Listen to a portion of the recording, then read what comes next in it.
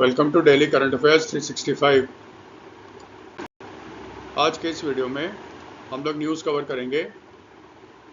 India ने 9वीं बार 9th time mains का Asia cup cricket trophy जीत लिया है। कल उसने दुबई में पाकिस्तान को हराया था। क्रिकेट पे रहते हैं। दिल्ली के फॉर्मर क्रिकेट प्लेयर मिथुन मिन्हास को बीसीसीआई का 37th प्रेसिडेंट इलेक्ट किया गया है। दिल्ली की लड़की है हिमांशी टोकस। पहली बार कोई एक Indian judo player junior world number 1 ranking हासिल किया है, वो हिमांशी टोकस है। फिर 27 सितंबर को मनाया जाता है वर्ल्ड टूरिज्म डे। 28 सितंबर को मनाया जाता है international day for universal access to information. Himachal Pradesh का जो कोल्ड डिजर्ट बायोस्फीयर रिजर्व है उसको यूनेस्को के बायोस्फीयर रिजर्व के लिस्ट में शामिल किया गया है। ये इंडिया का 13th बायोस्फीयर रिजर्व है। ठीक है। फिर गोकुल जलाशय और उदयपुर झील ये बिहार में है। इसको रामसर इंटरनेशनल साइट्स में शामिल किया गया है। ठीक है। ये वेटलैंड्स हैं यानी कि आर्द्र भूमि है। तीसरा उमेशा इंटरनेशनल लिटरेचर फेस्टिवल ये पटना में आयोजित किया गया था बिहार में। इंडिया का पहला integrative oncology research and care centres इसका इनॉग्रेशन किया गया है all India institute of Ayurveda Dhargal Goa में। गवर्नमेंट ने डिसाइड किया है जब 65% फंड होगा मनरेगा का, एमजी नरेगा का, Mahatma Gandhi national rural employment guarantee act अब स्कीम हो गया है, वो भारत के वाटर स्ट्रेस्ड डिस्ट्रिक्ट्स में इस्तेमाल किया जाएगा इस फंड का। वाटर स्ट्रेस का मतलब होता है जहाँ पे ग्राउंड वाटर यानी कि जल भूमि बहुत ही लो चला गया है, क्रिटिकल हो गया है, उसके अलग अलग स्टेज होते हैं, वहीं पे अब एमजी नरेगा के पैसे खर्च होंगे। जी फॉरेन के फॉरेन मिनिस्टर्स का मीटिंग हुआ था न्यूयॉर्क में। ठीक है। और सर्बानंदा सोनोवाल जो वाटरवेज पोर्ट के मिनिस्टर हैं, उन्होंने भारत का पहला मैरीटाइम सिमुलेशन सेंटर और आईएसटीसी इसका इनॉग्रेशन किया है। इसके बारे में हम लोग डिटेल में बात करेंगे। स्पोर्ट्स से शुरुआत करते हैं। आप सब जानते हो कल इंडिया ने 9वीं बार मेंस का एशिया कप क्रिकेट टाइटल जीता दुबई में। ये एशिया कप का टाइटल है लेकिन इंडियन टीम ने इसको लेने से मना कर दिया था मोहसिन नकवी से। वो सारा ड्रामा हुआ था। आइए देखते हैं इस न्यूज़ में हमारे काम का क्या। आज का पहला न्यूज़ ये है स्पोर्ट्स से ही। आप जानते हो इंडियन क्रिकेट टीम ने men's Asia cricket cup 9th time जीता है। कहाँ पे? दुबई में। ठीक है। फाइनल में इंडिया ने किसको हराया? पाकिस्तान को। कितने विकेट से हराया? 5 विकेट से। और ये 20th ओवर में आपका मैच ख़त्म हुआ था। ठीक है। इस पूरे टूर्नामेंट में इंडिया ने एक भी मैच आपका नहीं गंवाया। लीग स्टेज में 2 बार उसने पाकिस्तान को हराया और तीसरे बार भी फाइनल में भी उसने पाकिस्तान को हराया। ये पहली बार था जब भारत और पाकिस्तान एशिया कप के फाइनल में खेल रहे थे। ठीक है। लेकिन मैच ख़त्म होने के बाद बहुत देर तक आपका ड्रामा हुआ। भारतीय टीम सूर्य कुमार यादव ने साफ कह दिया कि हम एशिया कप की ट्रॉफी जो है वो एशियन क्रिकेट काउंसिल के जो अभी प्रेसिडेंट है मोहसिन नकवी उसके हाथ से नहीं लेंगे। मोहसिन नकवी जो हैं वो एशिया क्रिकेट काउंसिल के प्रेसिडेंट ही है, प्लस वो चेयरमैन है पाकिस्तान क्रिकेट बोर्ड के, और साथ साथ वो पाकिस्तान गवर्नमेंट में इंटीरियर मिनिस्टर हैं। जैसे हमारे देश में होम मिनिस्टर होता है ना, लगभग वही इंटीरियर मिनिस्टर हैं। और इनके कुछ हरकतें ऐसी थी कि इंडियन टीम ने साफ रिफ्यूज़ कर दिया कि हम इस आदमी के हाथ से नहीं लेंगे। अल्टीमेटली यही हुआ था, इंडियन टीम को ट्रॉफी नहीं दी गई थी। ठीक है। बाकी सबको मिल गया था जो अवार्ड्स वगैरह होते हैं। इस मैच में अगर बात करें इंडियन क्रिकेट टीम के कैप्टन कौन थे? सूर्य कुमार यादव। और पाकिस्तान टीम के कैप्टन है सलमान आगा। कभी कभी ना कैप्टन का नाम पूछ लेता है। तो इंडियन टीम के कैप्टन थे सूर्य कुमार यादव और पाकिस्तान टीम के कैप्टन थे सलमान आगा। ठीक है, तो सूर्य कुमार यादव ने टॉस जीता और उसने पाकिस्तान को पहले बैटिंग के लिए किया। पाकिस्तान ने 19.1 ओवर्स में 146 रन्स बनाए और ऑल आउट हो गए। कुलदीप ने 4 विकेट लिए थे, बुमराह, चक्रवर्ती और अक्षर पटेल ने 2-2 विकेट लिए। चेज करते हुए इंडिया ने 5 विकेट के लॉस पे 19.4 ओवर्स में ये मैच जीत लिया। तिलक वर्मा, उन्होंने सबसे ज़्यादा स्कोर किया था, 69 नॉट आउट। तिलक वर्मा के इस बेहतरीन प्रदर्शन के लिए तिलक वर्मा को मिला मैन ऑफ द मैच। देखो, शायद पूछ ले,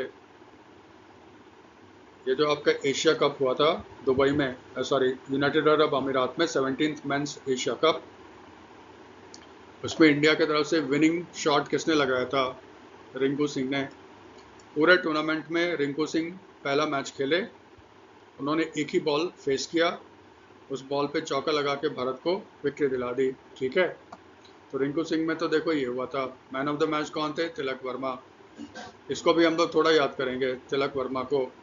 और man of the tournament Abhishek Sharma को मिला था।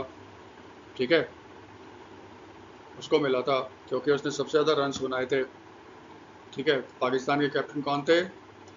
सलमान आगा, वो तो याद ही रहेगा। अब देखो, 17th mains Asia cricket cup, इसका जो होस्टिंग राइट था वो इंडिया को मिला था, लेकिन सारे मैच जो थे ना वो यूनाइटेड अरब अमीरात्स में हुए थे। इसके पीछे एक रीज़न है। आपको याद होगा 2025 में आपका चैंपियंस ट्रॉफी हुआ था आईसीसी का, ये बहुत पहले पाकिस्तान को मिल गया था, लेकिन इंडियन गवर्नमेंट ने एक रूल लगभग बना रखा है कि भारत की क्रिकेट टीम पाकिस्तान खेलने नहीं जाएगी। तो फिर इंडिया ने कह दिया कि हम पाकिस्तान नहीं जाएंगे चैंपियंस ट्रॉफी खेलने के लिए, क्योंकि गवर्नमेंट हमें मना कर रहा है। तो एक रास्ता ये निकाला गया कि 2026 तक आईसीसी के जितने भी टूर्नामेंट्स होंगे, वर्ल्ड कप या कोई भी टूर्नामेंट आईसीसी का होगा, अगर इंडिया या पाकिस्तान में से कोई इसको होस्ट करेगा तो दूसरे देश उस देश में मैच खेलने के लिए नहीं जाएगी। जैसे देखो, आईसीसी का वुमेन्स का वर्ल्ड कप होने वाला है इंडिया में, अभी कुछ दिन के बाद शुरू हो जाएगा। इसमें इंडिया और श्रीलंका को होस्ट है, दोनों मिलकर होस्ट कर रहे हैं इसको, इसलिए पाकिस्तान सारा मैच आपका श्रीलंका में के खेलेगा। सेमीफाइनल में पहुंचता है और फाइनल में पहुंचता है अभी क्लियर नहीं है, उसमें देखिए क्या होता है। क्या पाकिस्तान की टीम भारत आएगी या भारत को, अगर फाइनल में जाएगी तो क्या भारत को बाहर खेलना पड़ेगा, ये फॉर्मूला तय हुआ था। ठीक है, और साथ में एक चीज़ और हो गया था, आपको याद होगा अप्रैल में पहलगाम में आतंकवादियों ने, टेररिस्ट ने 26 टूरिस्ट को मार दिया था कश्मीर में, उसमें एक नेपाली भी था। इसका क्लेम किया था टीआरएफ ने। टीआरएफ है द रेजिस्टेंस फ्रंट, ये पाकिस्तान का जो लश्कर ए तैयबा टेररिस्ट ग्रुप है उसका एक फ्रंट माना जाता है, उसने इसको क्लेम किया। फिर भारत सरकार ने ऑपरेशन सिंदूर लॉन्च किया, जिसमें पाकिस्तान के जितने भी टेररिस्ट बेस थे उसको ध्वस्त किया और उसके सारे एयरफोर्स के बेसिस वगैरह को तबाह कर दिया। इसलिए ये हो रहा था कि क्या एशिया कप होना चाहिए भी नहीं होना चाहिए। इंडिया इसको होस्ट करने के लिए रिलक्टेंट था, तो कॉम्प्रोमाइज़ ये हुआ कि सारे मैचेस जो होंगे ना वो यूनाइटेड अरब अमीरात्स में होंगे। इसीलिए देखिएगा, याद रखिएगा, होस्ट इंडिया है। 17th मेंस एशिया कप का होस्ट इंडिया है, लेकिन सारे मैच खेले गए यूनाइटेड अरब अमीरात में। इसीलिए जो फाइनल हुआ था वो आपका हुआ था दुबई इंटरनेशनल क्रिकेट स्टेडियम में। एग्ज़ाम के लिए भी याद रखना, एशिया कप का फाइनल कहाँ पे खेला गया था? Dubai international cricket stadium, UAE, United Arab अमीरात में। इस बार 17th एशिया कप में 8 टीम्स ने भाग लिया। इंडिया, पाकिस्तान, श्रीलंका, बांग्लादेश, अफगानिस्तान तो हैं ही, इसके अलावा एसोसिएट टीम्स जो है यूनाइटेड अरब अमीरात, ओमान और हांगकांग, चाइना, 8 टीमों ने भाग लिया था। ये आपका हुआ था T20 फॉर्मेट में। हमेशा याद रखना, एशिया कप 2 फॉर्मेट में होता है, लिमिटेड ओवर्स की टूर्नामेंट है, ओडीआई और T20। ओडीआई होता है वनडे इंटरनेशनल, इसमें हर टीम को 50-50 ओवर्स खेलने के लिए मिलते हैं और 2020 गेम्स में आपको पता है हर टीम को 20 ओवर्स मिलते हैं। 2015 में एशियन क्रिकेट काउंसिल ACC उसने डिसाइड किया अब एशिया कप जो भी होगा वो fourth coming ICC world cup के जिस फॉर्मेट में होगा उसी फॉर्मेट में होल्ड करेंगे।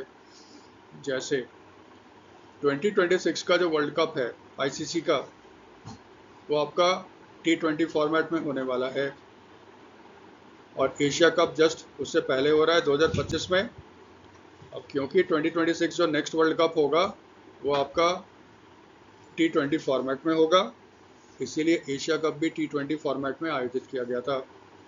ठीक है, अब खुद देखो 2023 आपका 2022 में भी आपका एशिया कप हुआ था T20 फॉर्मेट में।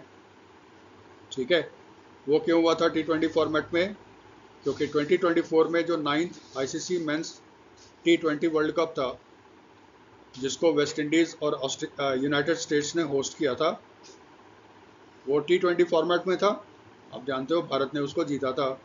विराट कोहली, फिर आपके कैप्टन रोहित शर्मा और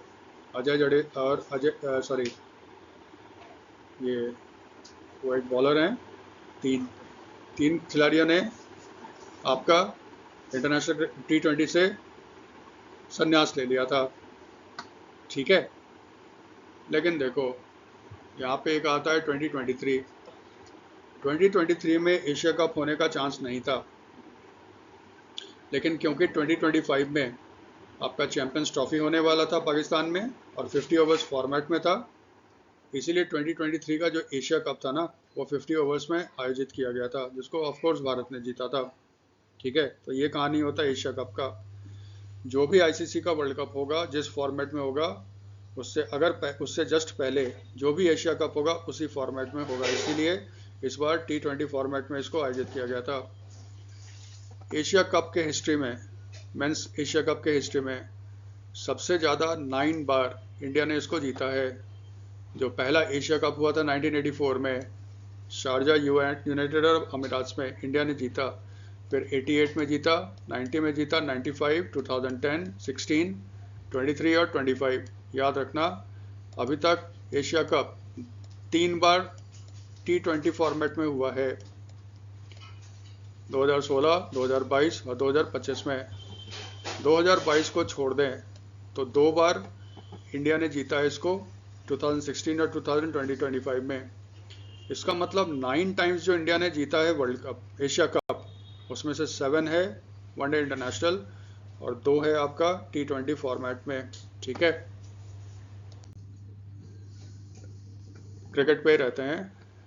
BCCI के 37th प्रेसिडेंट इलेक्टेड हुए हैं मिथुन मिन्हास। ठीक है, ये यूनानिमसली इलेक्टेड हुए हैं। BCCI उसका AGM होता है एनुअल जनरल बॉडी मीटिंग। ठीक है, BCCI होता है board for control of cricket in India. ठीक है, board for control of cricket in India. ये जो था ना BCCI का, इसका एनुअल जनरल मीटिंग हुआ था और ये हुआ था मुंबई में। याद रखना, BCCI का हेडक्वार्टर भी मुंबई में है। वहाँ पे ऑफिस बेयरर फिर से इलेक्टेड हुए थे। ठीक है, वहाँ पे एक ही कैंडिडेट थे प्रेसिडेंट पोस्ट के लिए, वो थे आपके दिल्ली के फॉर्मर प्लेयर्स मिथुन मिन्हास। ये थे मिथुन मिन्हास। अब क्योंकि इकलौते थे इसलिए यूनानिमसली इसको इलेक्ट कर दिया गया। काम के रखना क्या, ये 37th प्रेसिडेंट है BCCI के। ये किसके जगह पे आए? रॉजर बिनी जो फॉर्मर इंडियन ऑलराउंडर है, 1983 का जो वर्ल्ड कप जीतने वाली इंडियन टीम थे उसके मेंबर थे ना। उनको देखो, उन्होंने अपने पोस्ट से रिजाइन कर दिया। क्यों? BCCI का रूल है अगर कोई व्यक्ति 70 ईयर्स का हो जाएगा तो फिर वो BCCI का प्रेसिडेंट नहीं हो सकता। तो रॉजर बिनी 70 ईयर्स के हो गए थे, इन्होंने रिजाइन कर दिया। तो मिथुन मिन्हास किसकी जगह लेंगे? रॉजर बिनी की जगह लेंगे। ठीक है, तो मिथुन मिन्हास याद रखना। और वाइस प्रेसिडेंट जो है फिर राजीव शुक्ला को इलेक्ट कर दिया गया है। सेक्रेटरी है देवजीत सैकिया और जॉइंट सेक्रेटरी है प्रभतेज सिंह भाटिया। दूसरा जो इम्पोर्टेंट अपॉइंटमेंट था हमारे हिसाब से, जो वुमेन क्रिकेट टीम है उसका जो सिलेक्शन कमेटी है उसका चीफ है अमिता शर्मा। ये ना 1 अक्टूबर से अपना पदभार संभालेंगी। BCCI, board for control of cricket in India, ये सेटअप हुआ था 1928 में। ये मेंस और वुमेन्स दोनों क्रिकेट को गवर्न करता है इंडिया में। और इसके पहले प्रेसिडेंट एक अंग्रेज थे, उनका नाम था ग्रांट गोवन। ठीक है, तो बीसीसीआई के 37वें अध्यक्ष कौन है? मिथुन मिनास। इतना ही याद रखना है। तो जब हम लोग स्पोर्ट्स ही कर रहे हैं, एक दूसरा जो इम्पोर्टेंट न्यूज़ था, हिमांशी टोकस, इसने इतिहास रच दिया है। ठीक है, यही हिमांशी टोकस है। इतिहास क्या रचा है? ये भारत की पहली जूडो प्लेयर हैं जिनको वर्ल्ड में नंबर 1 रैंकिंग मिला है। ऑफ कोर्स इनको जूनियर वाले में मिला है। ये 63 केजी में कैटेगरी में जूडो प्लेयर हैं।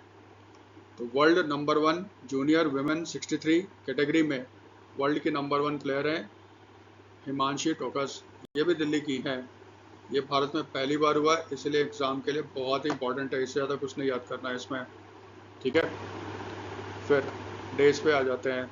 वर्ल्ड टूरिज़्म डे, ये वर्ल्ड टूरिज़्म डे आपका मनाया गया था 27 सितंबर को। और इसका थीम क्या था? Tourism and sustainable transformation. ठीक है, तो पढ़ने का तरीका क्या रहता है इंपॉर्टेंट डेज में? ये किस दिन मनाया जाता है? ये मनाया जाता है 27 सितंबर को हर साल। और पहली बार कब मनाया गया था? 1980 में। ठीक है, 27 सितंबर क्यों मनाया जाता है? देखो, 27 सितंबर 1970 को यूनाइटेड नेशंस टूरिज्म स्टैच्यूज मतलब ना बायलॉज या लॉज समझ लो, इसको अडॉप्ट किया गया था international Union of Official travel organisations की मीटिंग में, जो मैक्सिको सिटी में हुई थी। मैक्सिको की कैपिटल है मैक्सिको सिटी। वहाँ पे International Union of Official Travel Organization की मीटिंग हुई 27 सितंबर 1970 को। इन्होंने अडॉप्ट किया यूनाइटेड नेशंस टूरिज्म स्टैच्यूज का मतलब होता है इसमें वो सारे टर्म्स एंड कंडीशंस लिखे होंगे जिससे कि ये ऑर्गेनाइजेशन गवर्न करेगा। बाद में International Union of Official Travel Organization का नाम बदल दिया गया और इसका नाम कर दिया गया United Nations World Tourism Organization 75 में। और फिर 2024 में यानी पिछले साल इसको आज जो है ना नाम यूएन टूरिज्म, उस नाम से हम लोग जानते हैं। इसका मतलब यूएन टूरिज्म वो अपना ओरिजिन देखता है International Union of Official Travel Organization. और क्योंकि 27 सितंबर 1970 को United Nations tourism statutes adopt हुआ था, इसीलिए 27 सितंबर को हर साल मनाया जाता है वर्ल्ड टूरिज्म डे। दूसरा क्या याद रखते हैं, इस साल थीम क्या है? यूएन टूरिज्म ने इस साल थीम डिक्लेयर किया है टूरिज्म एंड सस्टेनेबल ट्रांसफॉर्मेशन। ठीक है, थोड़ा सा यूएन टूरिज्म के बारे में। इसका हेडक्वार्टर कहाँ पे है? Madrid, Spain. ठीक है, और इसमें टोटल कंट्रीज कितने हैं? 160। ये तो हो गया वर्ल्ड टूरिज्म में। इसी तरह International day for universal access to Information. ठीक है, इस बार देखो इसका थीम क्या था? Ensuring access to environmental information in the digital age. पढ़ने का तरीका, International day for universal access to transformation किस दिन मनाया जाता है? ये हर साल मनाया जाता है 28 सितंबर को। कब से? 2020। इसका मतलब पहली बार 28 सितंबर 2020 को International day for universal access to Information मनाया गया था। उसके बाद से हर साल इसको मनाया जाता है। ये देखो बेसिकली है क्या? ये बेसिकली कहता है हर किसी को इंफॉर्मेशन का एक्सेस होना चाहिए, क्योंकि कहते हैं इंफॉर्मेशन इज़ पावर। जिसके पास इंफॉर्मेशन का एक्सेस है उसके पास ना यूनिक एडवांटेज आ जाते हैं। तो यूनाइटेड नेशंस चाहता है हर किसी को इंफॉर्मेशन मिलना चाहिए, सूचना का अधिकार, इसीलिए इस दिन को मनाया जाता है। एग्जाम में पढ़ने का तरीका क्या? थीम क्या है इस बार? थीम है ensuring access to environmental information in the digital age. इसमें बस याद करना है कब मनाया जाता है? 28 सितंबर को। और थीम क्या है? Ensuring access to environmental information in the digital age. बस इससे ज़्यादा याद नहीं करना है। अब आ जाओ मेन चीज़ पे। कोल्ड डेजर्ट, हिमाचल प्रदेश का जो कोल्ड डेजर्ट बायोस्फीयर रिजर्व्स है, इसको यूनेस्को ने अपने बायोस्फीयर रिजर्व्स के लिस्ट में शामिल कर लिया है। और ये शामिल होने वाला भारत का 13वां बायोस्फीयर रिजर्व्स है। ठीक है, देखो बायोस्फीयर्स क्या होता है। अर्थ है, जो हवा का पार्ट होता है जहाँ वायु पाया जाता है उसको हम लोग कहते हैं एटमॉस्फेयर, वायुमंडल। पानी वाला जो हिस्सा होता है उसको हम लोग कहते हैं हाइड्रोस्फीयर, जलमंडल। लैंड का जो एरिया होता है उसको हम लोग कहते हैं लिथोस्फीयर। ठीक है, भूमंडल। तो जहाँ पे एटमॉस्फेयर, लिथोस्फीयर और हाइड्रोस्फीयर मिलते हैं और जहाँ पे होता है लाइफ, जिंदगी होती है। देखो मछली का दिखाया ना, ये एनसीईआरटी का ही है। मछली है, हाथी है, ये सब देख रहे हो, आदमी भी तो रहता है।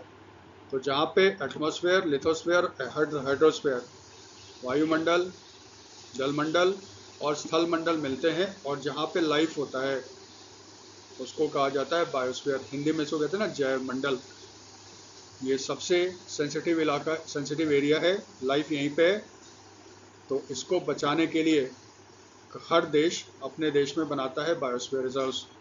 और ऑफ कोर्स ये शुरुआत किसने किया होगा? यूनेस्को ने शुरुआत करवाई होगी। ठीक है, यही कहानी है। तो ये समझ गए बायोस्फीयर क्या होता है। अब देखो, हिमाचल प्रदेश के कोल्ड डेजर्ट बायोस्फीयर रिजर्व्स को यूनेस्को के world network of biosphere reserves में शामिल कर लिया गया है। ये 13th इंडियन रिजर्व्स है। अब देखो क्या याद रखना है, ये जो कोल्ड डेजर्ट बायोस्फीयर रिजर्व्स है ये है कहाँ पे? हिमाचल प्रदेश का डिस्ट्रिक्ट है लाहौल स्पीति, वहाँ पे स्पीति वैली है। स्पीति वैली को भारत सरकार ने आपका घोषित कर रखा है कोल्ड डेजर्ट बायोस्फीयर रिजर्व्स। ठीक है, तो फिर लाहौल स्पीति में स्थित स्पीति वैली को, जो भारत का बायोस्फीयर रिजर्व्स है, इसको यूनेस्को बायोस्फीयर रिजर्व्स में जब डिसीजन लिया गया होगा तो कहीं तो मीटिंग हुई होगी ना। ये मीटिंग हुई थी यूनेस्को की 5th world Congress of biosphere reserves. ठीक है, तो यूनेस्को के 5th world Congress of biosphere reserves तो था, ये हुआ था आपका चाइना में, हांगझाऊ में। ये याद रखना, यूनेस्को के जितने सारे कंट्रीज मेंबर हैं वो सारे कंट्रीज यहाँ पे इकट्ठे हुए थे। और इसमें बेसिकली इसी बात पे डिस्कस किया जाता है ना, विश्व में बायोस्फीयर रिजर्व्स को प्रोटेक्ट करने के लिए क्या क्या कदम उठाने चाहिए, कैसे इसको और बढ़िया किया जाना चाहिए, इसी चीज़ पे वो चर्चा करते हैं। इसी में कुछ कुछ रिजर्व्स को ना आपके यूनेस्को बायोस्फीयर रिजर्व्स में भी शामिल किया जाता है। उसमें एक लाहौल स्पीति का ये कोल्ड डेजर्ट बायोस्फीयर रिजर्व्स है। ठीक है, दूसरा ये याद रखना, ये जो वर्ल्ड कांग्रेस होता है बायोस्फीयर रिजर्व्स का यूनेस्को का, ये हर 10 साल के बाद आयोजित होता है। इसका मतलब एग्जाम के लिए याद रखना, पहला 5th world Congress of biosphere reserves UNESCO का कहाँ पे हुआ था? हैंगझाऊ, चाइना। ये कितने सालों पे आयोजित किया जाता है? 10 ईयर्स। इसका मतलब अगला कब होगा? 2035 में इसकी मीटिंग होगी। ठीक है, वो तो हिमाचल वाला तो याद ही रखोगे आप। फिर भारत के कौन कौन से बायोस्फीयर रिजर्व्स हैं जो यूनेस्को के लिस्ट में शामिल हैं? ऐसे याद रखना, फर्स्ट जो है, फर्स्ट 2000 में नीलगिरीज को शामिल किया गया था। ठीक है, तो पहला कौन था? नीलगिरी। नीलगिरी बेसिकली आपका वेस्टर्न घाट्स में है। आप देखोगे ये अगर इंडिया है, वेस्टर्न घाट्स है, और इधर है ईस्ट, तो इसको ईस्टर्न घाट्स बोलते हैं। ये उड़ीसा से स्टार्ट होता है, वेस्टर्न घाट्स है। ठीक है, महाराष्ट्र से स्टार्ट होता हुआ ये लगभग आपका केरला तक जाता है। इसमें जम के बारिश होती है। इसका मतलब यहाँ पे इकोसिस्टम बहुत ही वैरिड होगा, तरह तरह के वनस्पति होंगे, वेजिटेशंस होगा, जानवर होंगे, रिच बायोस्फीयर से यहाँ पे। नीलगिरी आपका रिजर्व्स है, ये 3 स्टेट से क्रॉस करता है, तमिलनाडु, कर्नाटका और केरला। और ये कहाँ पे स्टेट है? वेस्टर्न घाट्स में। ठीक है, इसको 2000 में बनाया गया था, इंडिया का पहला बायोस्फीयर जिसको यूनेस्को के लिस्ट में शामिल किया गया था। तो नीलगिरी याद रखना आप। फिर है सुंदरबन। सुंदरबन 2001 में शामिल हुआ। सुंदरबन आप जानते हो कहाँ पे है? बंगाल में। ये दुनिया का सबसे बड़ा डेल्टा है और मैंग्रोव फॉरेस्ट है। आप देखते हो रॉयल बंगाल टाइगर, है ना? रॉयल बंगाल टाइगर कहाँ पे मिलता है? सुंदरबन में। फिर है गल्फ ऑफ मन्नार। तो सुंदरबन और गल्फ ऑफ मन्नार को 2001 में एक साथ शामिल किया गया था। गल्फ ऑफ मन्नार जो है ना, ये इंडियन ओशन में स्थित है। ये तमिलनाडु का जो सदर्न कोस्ट है बिटवीन तूतुकुड़ी एंड रामनाथापुरम डिस्ट्रिक्ट्स, इसके बीच का जो ओशन वाला एरिया है वो गल्फ ऑफ मन्नार है, बायोस्फीयर रिजर्व स्थित है। नंदा देवी पर्वत है, यह है चमोली डिस्ट्रिक्ट उत्तराखंड में। तो नंदा देवी जो माउंटेन एरिया है वो बायोस्फीयर रिजर्व है, और इसमें वैली ऑफ फ्लावर्स जो है ना नेशनल पार्क, फूलों की घाटी। तो नंदा देवी जो बायोस्फीयर रिजर्व है, इसमें नंदा देवी माउंटेन का एरिया है, प्लस जो valley of flowers national park है वो शामिल है आपका इस बायोस्फीयर रिजर्व्स में। सिमलीपाल, आप जानते हो सिमलीपाल कहाँ पे है? मयूरभंज डिस्ट्रिक्ट है उड़ीसा में। ठीक है, ये ईस्टर्न घाट्स पे है, ये उड़ीसा है ना, तो ईस्टर्न घाट्स पे स्थित है सिमलीपाल। फिर नोकरेक कहाँ पे है? मेघालय के टूरा रेंज में स्थित है। पंचमढ़ी हिल स्टेशन है, बहुत फेमस है मध्य प्रदेश का। ये कवर करता है होशंगाबाद, छिंदवाड़ा और बैतूल डिस्ट्रिक्ट्स ऑफ मध्य प्रदेश। फिर अशनकुमार अमरकंटक, ये भी स्प्रेड है कहाँ पे? मध्य प्रदेश और छत्तीसगढ़ में। ग्रेट निकोबार आपका सबसे सदर्न मोस्ट आइलैंड है, किसका? निकोबार आइलैंड ग्रुप्स का। तो ये निकोबार आइलैंड कहाँ है? निकोबार आप जानते हो अंडमान निकोबार आइलैंड में। अगस्त्यमाला, ये तिरुनवली और कन्याकुमारी डिस्ट्रिक्ट जो तमिलनाडु में है ना, उसमें फैला है। और केरला का तिरुवनंतपुरम और कोल्लम डिस्ट्रिक्ट्स उसमें फैला हुआ है। इसका मतलब केरला और तमिलनाडु में फैला हुआ है। केरला का 2 डिस्ट्रिक्ट है, तिरुनवली और कन्याकुमारी। केरला का है तिरुवनंतपुरम एंड कोल्लम डिस्ट्रिक्ट्स। और ये भी कहाँ पे है? वेस्टर्न घाट्स में, southern most end of the western Ghats. ठीक है, फिर कंचनजंगा, लिखते हैं इंग्लिश में ऐसे, हिंदी में हम लोग प्रोनाउंस करते हैं कंचनजंगा। ठीक है, ये कहाँ पे है? सिक्किम में। ये बॉर्डर करता है नेपाल और तिब्बत को। ये दुनिया का one of the highest ecosystem in the world है, ऐसे याद रखना कंचनजंगा में। जैसे भारत का सबसे बड़ा जो माउंटेन है, रेंज है, माउंटेन पीक है, माउंटेन पीक इंडिया का है K2, माउंट ऑस्टिन K2। लेकिन ये कहाँ पे है? इसका लोकेशन देखोगे तो ये पाक ऑक्युपाइड कश्मीर में है। अगर एग्जाम में आता है भारत का सबसे ऊंची माउंटेन चोटी कौन है, ऑप्शन में K2 है, तो आंख बंद करके K2 पे लगाना है, क्योंकि इंडिया गवर्नमेंट कहता है ये हमारा है। K2 के बाद जो सेकंड हाईएस्ट माउंटेन पीक है इंडिया का, वो कंचनजंगा है, जो सिक्किम में आपका स्थित है। ठीक है, तो इसमें यही याद रखना, सबसे ऊंची चोटी इंडिया की K2, और सेकंड पे आता है कंचनजंगा जो सिक्किम में है। लेकिन K2 जो है वो पाकिस्तान ऑक्युपाइड कश्मीर में है। फिर इसके अलावा एक और है पन्ना, जो 12th था। ये पन्ना और छतरपुर जो डिस्ट्रिक्ट है मध्य प्रदेश का, उसमें फैला हुआ है। और 13th आपको याद ही है, वो कौन सा है? कोल्ड डेजर्ट बायोस्फीयर रिजर्व, जो स्पीति वैली में है, लाहौल स्पीति डिस्ट्रिक्ट्स में। ठीक है, नेक्स्ट यूनेस्को पे ही रहते हैं। बिहार का जो गोकुल जलाशय है और जो उदयपुर झील है, इसको रामसर इंटरनेशनल साइट्स में शामिल किया है union ministry of environment, forest and climate change. ठीक है, देखो यही समझ लो रामसर साइट्स क्या होता है, जैसे आगे डिस्कस भी करेंगे। सॉरी, रामसर साइट्स जो होते हैं ना, आप देखोगे इसमें शामिल किया जाता है वेटलैंड्स को। वेटलैंड्स को कहते हैं हिंदी में आर्द्रभूमि। वेटलैंड्स क्या होता है? वो लैंड का एरिया जो पानी से घिरा हुआ है या पानी के अंदर रहता है कुछ समय के लिए या परमानेंटली, उसको कहते हैं वेटलैंड। तो इसका मतलब वो ज़मीन का एरिया, लैंड एरिया जो पानी के नीचे है कुछ समय के लिए साल में, या फिर मैक्सिमम टाइम पानी के नीचे रहता है, उसको कहते हैं वेटलैंड्स। वेटलैंड्स को ना हिंदी में हम लोग दलदल भी बोलते हैं। ये एक रिच बायोडाइवर्सिटी रीजन होता है, इसको वेटलैंड्स बोलते हैं। इसी के प्रोटेक्शन के लिए रामसर साइट्स बनाया गया है। सॉरी, इन वेटलैंड्स को प्रोटेक्ट करने के लिए रामसर कन्वेंशन हुआ था, और जिस वेटलैंड्स को इसमें शामिल किया जाता है उसको रामसर इंटरनेशनल साइट्स बोला जाता है। ठीक है, ये कहानी आगे देखते हैं। तो मिनिस्ट्री ने शामिल किया है गोकुल जलाशय और उदयपुर झील को। अब भारत में टोटल कितने हो गए? 93, ये याद रखिएगा। इससे पहले जून में राजस्थान का किचन और मिनार वेटलैंड्स या आर्द्र भूमि को रामसर साइट्स में शामिल किया गया था। तो भारत में अब टोटल हो गए कितने? 93। थोड़ा सा, ये गोकुल जलाशय जो है ये बिहार के बक्सर डिस्ट्रिक्ट में स्थित है। ये 448 हेक्टेयर्स में है।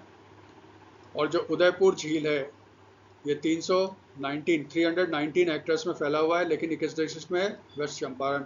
लोकेशन याद रखना, गोकुल जो है बक्सर में है और उदयपुर झील जो है वो वेस्ट चंपारण, पश्चिमी चंपारण डिस्ट्रिक्ट में है।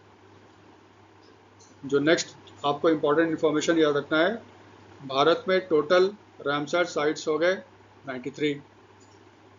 वर्ल्ड में सबसे ज़्यादा रामसर साइट जो है वो यूनाइटेड किंगडम में है 176।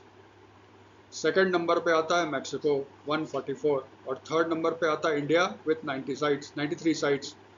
इसका मतलब एशिया में भी सबसे ज़्यादा रामसर साइट किसके पास है? इंडिया के पास। तो भारत का एशिया में सबसे ज़्यादा रामसर साइट इंडिया का है और वर्ल्ड में यूनाइटेड किंगडम और मैक्सिको के बाद भारत का स्थान तीसरा है। ये इंपॉर्टेंट चीज़ें याद रखना है। तो थोड़ा सा रामसर साइट्स या वेटलैंड साइट्स क्या होते हैं वो देख लेते हैं।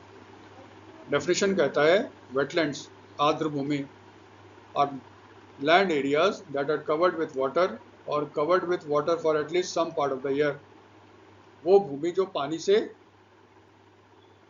घिरा हुआ है, कवर्ड है, उसके ऊपर पानी है, या फिर साल के बहुत समय तक उस पर पानी रहता है, उसको कहते हैं वेटलैंड्स। इसको हिंदी में कहते हैं दलदल और इंग्लिश में इसको स्वाम्प या मार्शेस भी बोला जाता है। तो फिर इस नाजुक बायोडाइवर्सिटी रिच एरिया को बचाने के लिए क्या किया जाए? 1971 में एक इंटरनेशनल कॉन्फ्रेंस आयोजित किया गया था वेटलैंड्स के कंजर्वेशन के लिए। ये कॉन्फ्रेंस हुआ था रामसार में। रामसार क्या है? एक ईरान का शहर है। वहाँ पे सारे वर्ल्ड के लोग इकट्ठे हुए, एक्सपर्ट्स। उन्होंने डिसाइड किया कि हम ये जो ecologically biodiversity rich wetland areas होते हैं जिनका वर्ल्ड में डेवलपमेंट के नाम पे डिस्ट्रक्शन हो रहा है, इसको बचाने का प्रयास करेंगे। उन्होंने एक बनाया लिस्ट, उसमें उन्होंने रखा कि हम ये सब काम करेंगे और इसमें ये कहा गया जो भी देश कंजर्वेशन के लिए इस लिस्ट के हिसाब से फॉलो किए गए स्टेप्स को उठाएगा वो अपने अपने देश में ना वेटलैंड्स को रामसार साइट्स घोषित कर सकता है। ठीक है, तो जो भी देश रामसार कन्वेंशन के तहत उसके रूल्स को फॉलो करते हुए ठीक है किसी वेटलैंड्स को इसका स्टेटस देगा उसको कहलाया जाएगा रामसार इंटरनेशनल साइट्स, ठीक है, ऑफ वेटलैंड्स, ये कहा जाएगा। रामसार कन्वेंशन को भारत ने ज्वाइन किया 1 फरवरी 1982 को, ठीक है। उसके बाद लेकिन उससे पहले ही 1981 में आपका जो केवलादेव नेशनल पार्क है राजस्थान में और चिल्का लेक जो है उड़ीसा में 1981 में ही भारत सरकार ने इसको घोषित कर दिया था रामसार साइट, ठीक है। जबकि भारत रामसार कन्वेंशन को उसने रेटिफाई किया 1982 में, यानी कि रामसार कन्वेंशन हम लोग ज्वाइन किए 1982 में, लेकिन 1981 में ही भारत सरकार ने केवलादेव नेशनल पार्क और उड़ीसा का चिल्का झील दोनों को बना दिया रामसार साइट। तो फर्स्ट कौन था? केवलादेव नेशनल पार्क राजस्थान और चिल्का लेक उड़ीसा। आज की बात करें, सबसे ज़्यादा रामसार साइट जो है ना वो तमिलनाडु में है 20। सबसे बड़ा एरिया के हिसाब से जो रामसार साइट है वो सुंदरबन है। आप देखे थे पिछले न्यूज़ में वेस्ट बंगाल में। और एरिया के हिसाब से सबसे छोटा ये रेणुका है, हिमाचल प्रदेश। रेणुका डैम बना है ना, डैम ने जो झील बनाई उसी पे बनाई है रेणुका वेटलैंड। तो सबसे स्मॉलेस्ट है रेणुका, हिमाचल प्रदेश। इसको स्टेटस मिला था 2005 में। और एरिया के हिसाब से सबसे बड़ा कौन है? सुंदरबन, उसको स्टेटस मिला था 2019 में, ठीक है।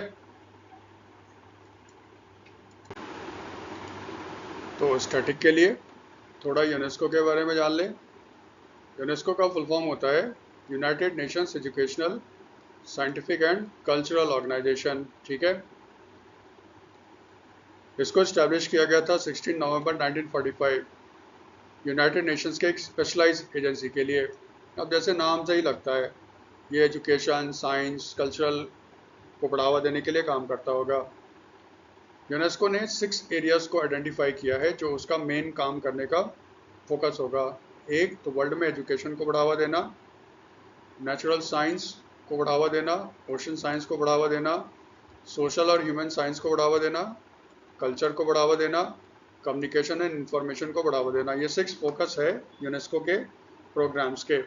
ठीक है, इसके टोटल मेंबर्स कितने हैं? 194।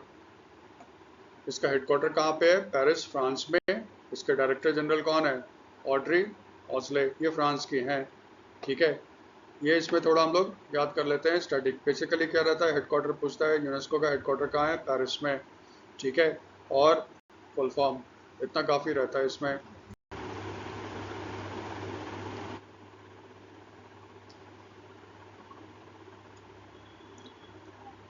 Third edition of Umesha international literature festival, ये कहाँ हुआ था? पटना में। और कब से कब हुआ था? 25 से 28 सितंबर 2025। इसमें काम का चीज़ क्या रखना है? Third edition of Umesha international literature festival कहाँ आयोजित हुआ? पटना, बिहार। फिर हम लोग याद करते हैं ऑर्गेनाइज किसने किया? साहित्य अकादमी ने। किसके सहयोग से? Union ministry of culture.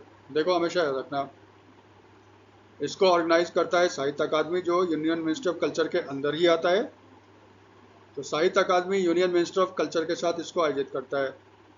फिर क्या होता है, किसी स्टेट में इसको आयोजित किया जाता है, तो जिस स्टेट में उसको आयोजित किया जाएगा वो भी ऑर्गेनाइजेशन का एक पार्ट बन जाता है। अब क्योंकि ये बिहार में हुआ था, इसलिए ऑर्गेनाइजर में कौन कौन रखेंगे? Sahitya Akademi, union ministry of culture and government of Bihar. ठीक है, ये गवर्नमेंट क्लेम करता है ये एशिया का सबसे बड़ा लिटरेचर फेस्टिवल है, साहित्य का उत्सव है। वैलिडिक्टरी सेशन जो हुआ था, इसका मतलब जो समापन समारोह हुआ था, उसको एड्रेस किया था भारत के नए वाइस प्रेसिडेंट सीपी राधाकृष्णन जी ने। जो पहली बार उमेशा इंटरनेशनल लिटरेचर फेस्टिवल था वो शिमला, हिमाचल प्रदेश में आयोजित किया गया था 2022 में, और दूसरा हुआ था भोपाल 2023 में, और तीसरा हुआ कहाँ पे? पटना में। इतना ही इसमें याद रखना है। नेक्स्ट न्यूज़ में, इंडिया का पहला integrative oncology research and care centre open किया गया है, AII। AII होता है all India institute of Ayurveda. Ayurveda ये कहाँ पे है? धारगल, गोवा में। ऑन्कोलॉजी का मतलब होता है कैंसर, तो इसका मतलब ये कैंसर के लिए आपका खुला गया है। ठीक है, ठीक है, ये भारत का पहला मल्टी डिसिप्लिनरी सेंटर है to integrate Ayurveda, yoga, physiotherapy, diet therapy, panchakarma and the modern oncology under one roof. देखो ये वर्ड इसका इंटीग्रेटिव। इंटीग्रेटिव का मतलब क्या है? मेडिसिन के 2 ब्रांच हैं, एक मॉडर्न है साइंटिफिक मेडिसिन जिसको बोलते हैं, और एक है ट्रेडिशनल। ठीक है, ट्रेडिशनल को नॉर्मली साइंटिफिक नहीं मानते हैं। साइंटिफिक जो हम और आप देखते हैं, डॉक्टर्स के पास जाते हैं, इसको एलोपैथी के नाम से भी पॉपुलर है, इसको साइंटिफिक माना जाता है। और ऑन्कोलॉजी कैंसर, तो कैंसर का इलाज जो होता है डॉक्टर्स करते हैं, कीमोथेरेपी होता है, रेडियोथेरेपी वगैरह होता है। ठीक है, फिजियोथेरेपी, फिजियोथेरेपी भी मॉडर्न साइंस का मॉडर्न मेडिकल साइंस का एक पार्ट है। इंटीग्रेटिव का मतलब क्या है? यहाँ पे ना जो मॉडर्न साइंस है, मेडिकल साइंस, और जो ट्रेडिशनल मेडिकल साइंस है, आयुर्वेद, योगा, पंचकर्मा, सबको एक साथ मिलाया जाएगा ताकि कैंसर के जो पेशेंट हैं उनको दोनों साइंस का फ़ायदा मिले, मेडिकल साइंस का भी फ़ायदा मिले और ट्रेडिशनल जो मेडिकल नॉलेज है आयुर्वेद वगैरह का उसका भी फ़ायदा मिले, इसीलिए इसको कहा जा रहा है इंटीग्रेटिव। ठीक है, ये भारत में पहली बार हुआ है, इसीलिए हम इसको याद रख रहे हैं, अदरवाइज इसको हम लोग याद नहीं करते। फिर एग्ज़ाम्स के लिए इसका इनॉग्रेट किसने किया था? इसको वर्चुअली इनॉग्रेट किया था अशोक गजपति राजू ने। अशोक गजपति राजू इसलिए ला रहे हैं क्योंकि हाल ही में इनको अपॉइंट किया गया था as the governor of Goa. Ashok Gajapathi Raju ये तेलुगु देशम पार्टी के हैं, इनको गोवा का अभी गवर्नर नियुक्त किया गया, इसीलिए ये नाम दे रहे हैं। ठीक है, तो all India institute of Ayurveda ये किस मिनिस्ट्री के अंदर आता है? Union ministry of Ayush. इसका मतलब ये सारा चीज किसने किया होगा? यूनियन मिनिस्ट्री ऑफ आयुष ने। गजपति राजू भी याद रखना है आप। ठीक है, ये काम का न्यूज़ है। गवर्नमेंट ऑफ इंडिया ने डिसाइड किया है जो एमजी नरेगा स्कीम है उसके जो फंड है उसमें से 65% जो फंड होंगे वो खर्च किए जाएंगे in the water stressed districts, water conservation projects के लिए। ये इंपॉर्टेंट है, इसको थोड़ा सा समझ लेते हैं।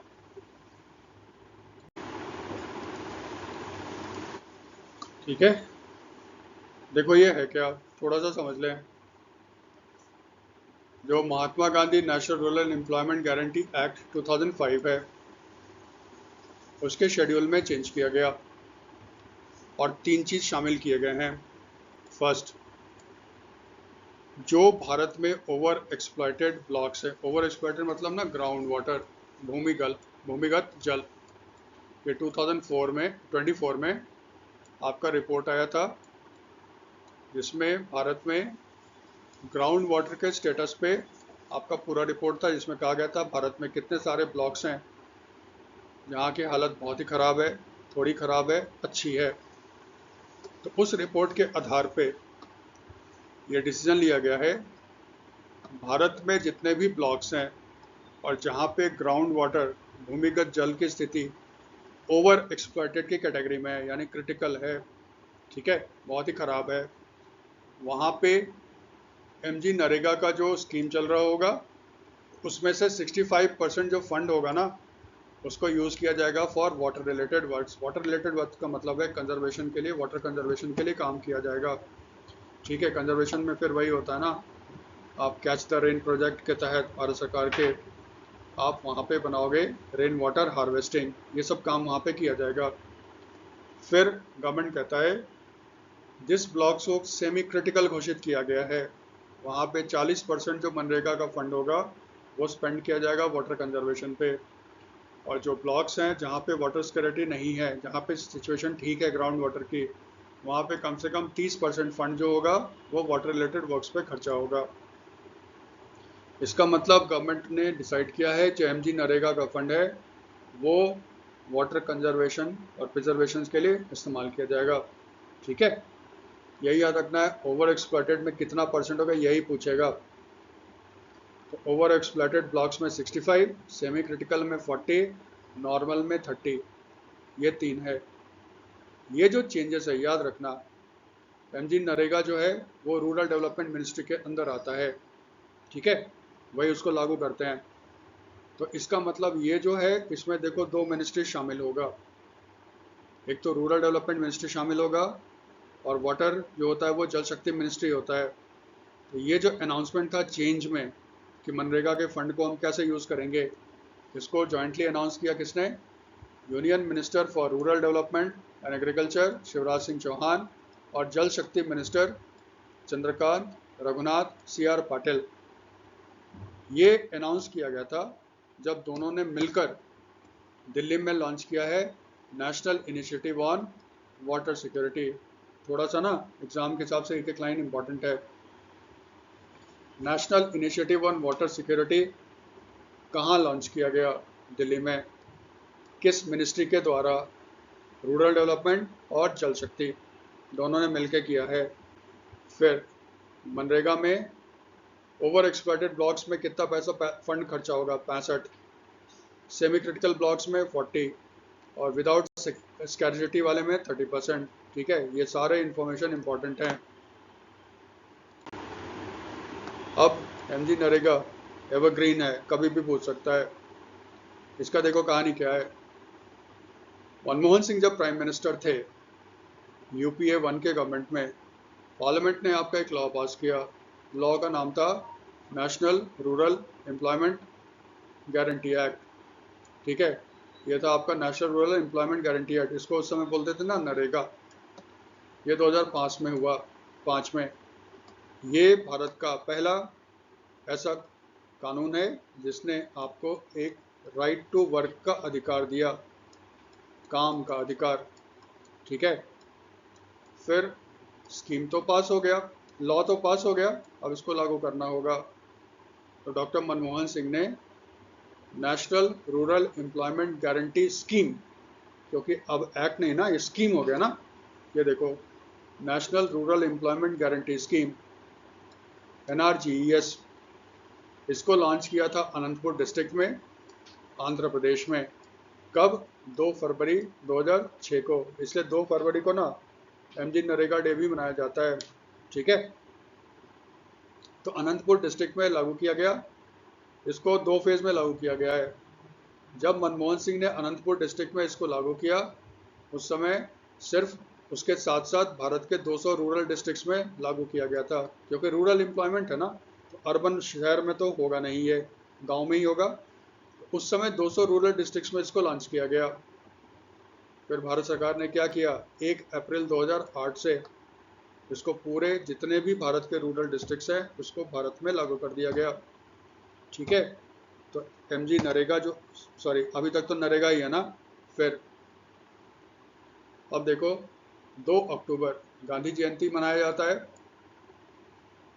इस कानून को अमेंड किया गया और इसमें जोड़ दिया गया महात्मा गांधी। अब इसको बोला जाता है MG NREGA, Mahatma Gandhi national rural employment guarantee act.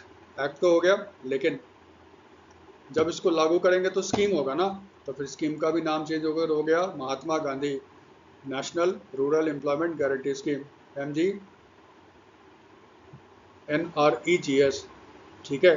ये देखो एवरग्रीन है, इसके बारे में थोड़ा सा जानकारी होना चाहिए।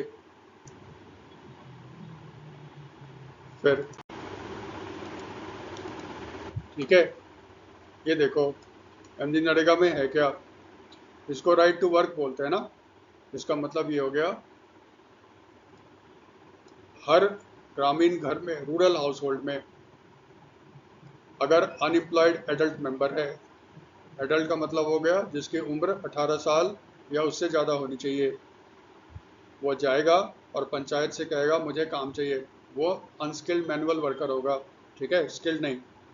वो पंचायत से कहेगा कि मुझे काम चाहिए, तो ये पंचायत की जिम्मेदारी होगी कि वो उसके लिए काम ढूंढ के लाए। और मनरेगा में गारंटी किया जाता है एक फाइनेंशियल ईयर में आपको कम से कम 100 दिन का गारंटेड काम मिलेगा, और इसके बदले आपको मिलेगा वेज। वेज जो होता है ना, तनख्वाह, ये मिनिमम वेज जो भारत में होगा वो आपको मिलेगा। मिनिमम वेज जो होता है वो भारत सरकार डिसाइड करता है, स्टेट गवर्नमेंट चाहे तो उससे ज़्यादा वो अपने जेब से पैसे निकाल के दे सकता है, ठीक है। हर साल मनरेगा में वेज का रिवीजन होता है और इसको लिंक किया गया है CPI-AL के साथ। CPI-AL होता है consumer price index agriculture labour. हर साल इन्फ्लेशन के हिसाब से मनरेगा में मिनिमम वेज को भारत सरकार यानी कि रूरल डेवलपमेंट मिनिस्ट्री रिवाइज करता है, और यहाँ पे इन्फ्लेशन इंडेक्स यूज़ किया जाता है CPI, कंज्यूमर प्राइस इंडेक्स और एग्रीकल्चर लेबर को, ठीक है। इंपॉर्टेंट है, याद रखना। MG नरेगा में एक चीज़ और है, यहाँ पे ना एक्स्ट्रा काम दे सकता है रूरल डेवलपमेंट मिनिस्ट्री। मिनिस्ट्री कहता है, रूरल डेवलपमेंट मिनिस्ट्री, अगर कोई एरिया गांव का वो हिट हो गया है with natural calamities. Natural calamities मतलब प्राकृतिक आपदा, बाढ़ आ गई, ठीक है, भूकंप आ गया, ये हो गया वो हो गया, या जहाँ पे सूखा है, ड्राउट्स, वहाँ पे रूरल डेवलपमेंट मिनिस्ट्री अगर अलाउ कर दे तो वहाँ पे 150 दिन का, यानी कि 100 तो मिलेगा ही मिलेगा, एक्स्ट्रा 50 दिन का काम और मिलेगा। फिर जो शेड्यूल्ड ट्राइब हाउस होल्ड है, जो रहते कहाँ पे हैं, गाँव में, और जिनके पास लैंड का पट्टा है under the forest right act 2006, उसको भी एक्स्ट्रा 50 डेज का काम मिलेगा। इसका मतलब जो जनजाति है, जो गांव में रह रहा है, और फॉरेस्ट राइट एक्ट 2006 के तहत जिसको लैंड का पट्टा मिला है, उसको भी एक्स्ट्रा 50 डेज का काम दिया जाएगा। इसलिए बता रहे हैं इसको क्योंकि अभी कुछ दिन पहले शिवराज सिंह चौहान गए थे जम्मू कश्मीर। जम्मू कश्मीर में भी आप जानते हो बारिश से भयंकर तबाही हुई है। वहाँ पे उन्होंने घोषणा किया कि हम दिल्ली जाएंगे और यहाँ पे एक्स्ट्रा जो एरिया फ्लड से प्रभावित है वहाँ पे एक्स्ट्रा 50 दिन का काम अलाउ करवा देंगे एमजी नरेगा से। इसलिए याद रखना है, इसको करंट से भी रिलेटेड है। ठीक है, फिर एक न्यूज़ ले लेते हैं। G4 के फॉरेन मिनिस्टर्स का मीटिंग हुआ था न्यूयॉर्क में। देखो झंडे से ही पता चलता है। इसके मेंबर कौन है? ब्राज़ील, जापान, इंडिया और ये हो गया जर्मनी। ये 4 देश के विदेश मंत्री, जयशंकर साहब को तो आप पहचानते हो, इनकी मीटिंग हुई थी न्यूयॉर्क में। काम क्या था देखो, न्यूयॉर्क जो कि हेडक्वार्टर है यूनाइटेड नेशंस का, वहाँ पे यूनाइटेड नेशंस के जनरल असेंबली का 80th एनुअल मीटिंग चल रहा है। वर्ल्ड के बहुत सारे लीडर जाते हैं जब मीटिंग की शुरुआत होती है भाषण देने के लिए। आपने देखा डोनाल्ड ट्रंप वगैरह ने भी भाषण दिया था। इस बार इंडिया से मोदी साहब नहीं गए थे। इस बार इंडिया से सॉरी हमारे फॉरेन मिनिस्टर जयशंकर साहब गए थे। हमेशा याद रखना, जब भी United Nations general assembly UNGA इसकी मीटिंग होती है ना, तब आपका ये फॉरेन मिनिस्टर्स का मीटिंग होता है G4 वालों का। G4 में कौन कौन आता है? इंडिया, जापान, ब्राज़ील और जर्मनी। ठीक है, ये हमेशा मिलेंगे, तो इस बार भी मिले। एग्ज़ाम के लिए ऑस्ट्रेलिया के फॉरेन मिनिस्टर कौन है? पेनी वोंग। जापान के टाकेशी इवाया, जर्मनी के हैं जोहान वेडफॉल और ब्राज़ील के हैं मारियो हेरेरा। ठीक है, G4 की स्थापना हुई थी 2005 में। ये लोग चाहते क्या हैं? ये चाहते हैं यूनाइटेड नेशंस के सिक्योरिटी काउंसिल में रिफॉर्म हो और उसमें जो परमानेंट मेंबर्स हैं ना, उसकी संख्या को बढ़ाया जाए और हमें बनाया जाए। यूनाइटेड नेशंस में जो डिसीजन मेकिंग बॉडी है वो है United Nations general assembly body. ये सर्वोच्च संस्था है जो डिसीजन लेता है, लेकिन उसमें सारे यूनाइटेड नेशंस के मेंबर रहते हैं। सबसे पावरफुल संस्था जो यूनाइटेड नेशंस का है वो है सिक्योरिटी काउंसिल। सिक्योरिटी काउंसिल में 15 मेंबर होते हैं, 5 होते हैं परमानेंट और 10 होते हैं नॉन परमानेंट। ये जो नॉन परमानेंट मेंबर होते हैं ना, ये हर साल 2 साल के लिए चुने जाते हैं। ठीक है, 2 साल के बाद इनका कार्यकाल खत्म हो जाता है। लेकिन ये जो 5 परमानेंट मेंबर हैं, कौन है? US, UK, फ्रांस,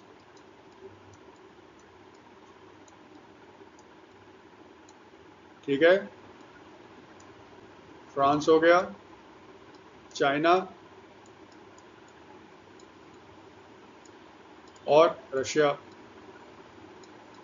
ये 5 परमानेंट मेंबर हैं यूनाइटेड नेशन सिक्योरिटी काउंसिल के।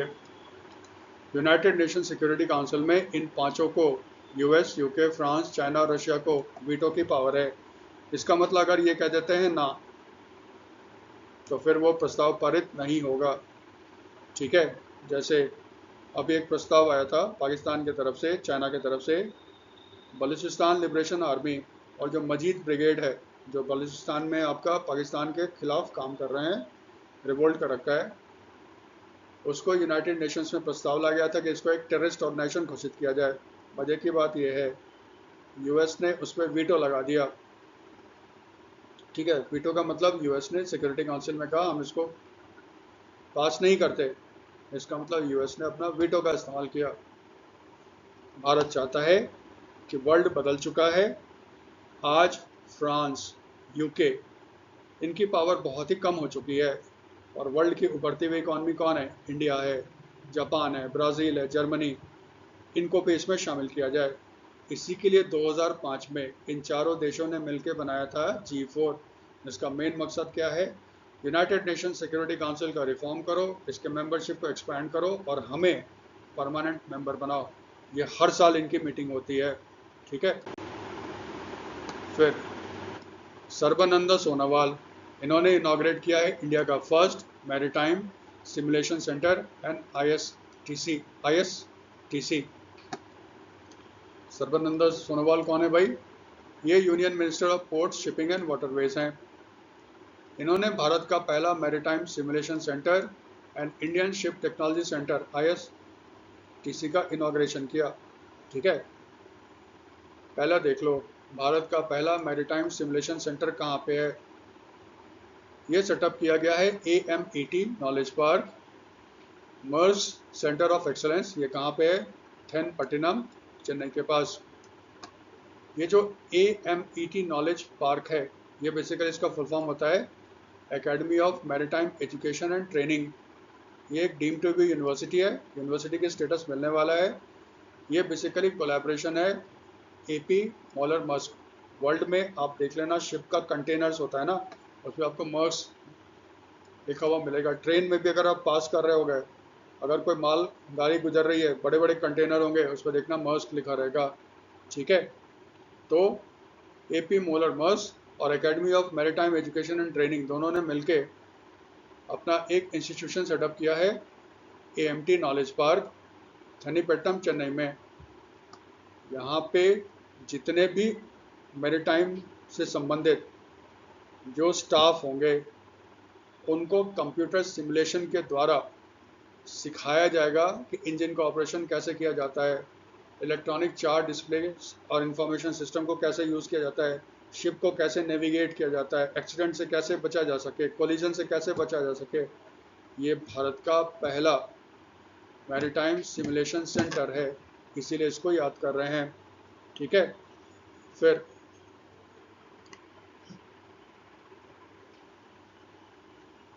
सर्बानंद सोनोवाल ने आपका इनॉग्रेट किया है ISTC। ठीक है, ये सेटअप किया जा रहा है Indian maritime university Visakhapatnam campus में। ठीक है, ये भारत का पहला ISTC होगा, यानी कि इंडियन शिप टेक्नोलॉजी सेंटर होगा, जो डेवलप करेगा शिप के डिज़ाइन को, उस पर रिसर्च वगैरह करेगा, ताकि भारत शिप डिज़ाइनिंग से लेके कंस्ट्रक्शन में वर्ल्ड का बेस्ट कंट्री बन जाए। आप जानते हो 2047 में गवर्नमेंट ऑफ इंडिया ने टारगेट रखा है वर्ल्ड के टॉप 5 मैरीटाइम कंट्री में होना चाहिए, और इंडिया वर्ल्ड के टॉप 5 शिप बिल्डिंग कंट्री में होना चाहिए। इसीलिए देखो क्या है, जो लार्ज वेसल्स हैं उसको भारत सरकार ने इंफ्रास्ट्रक्चर का स्टेटस दिया है। ये पिछले वीडियो में भी आप देख सकते हो। ठीक है, आज के वीडियो में इतना ही। अगर आपको ये वीडियो अच्छा लगा तो इसको लाइक करो और चैनल को सपोर्ट करो। थैंक्स।